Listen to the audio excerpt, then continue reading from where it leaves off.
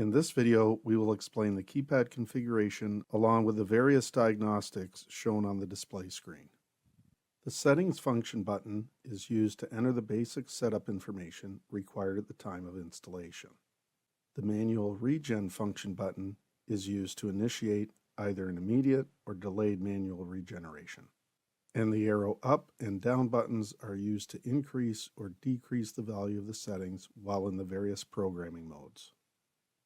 When power is connected to the control valve, the main display screen will pause on the date and time. Then it will continually scroll through all the system diagnostic display screens in sequence. The first diagnostic screen shown after the date and time is the total number of days between regenerations and the remaining number of days before it performs its next regeneration. The next screen shows the last time that the filter regenerated.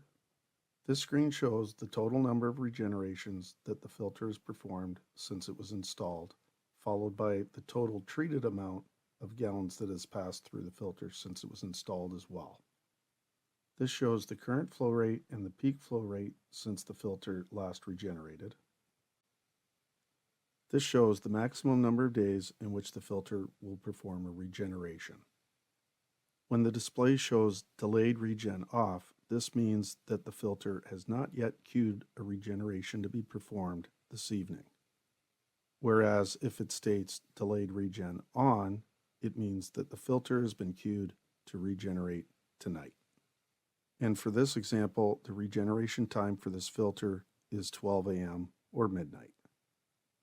This screen shows that the control valve is programmed as a backwashing filter. And this shows the valve's PCB ID code. And once you have arrived back at the date and time, it indicates that you have seen all the diagnostic information. Visit us at www.CanatureWG.com.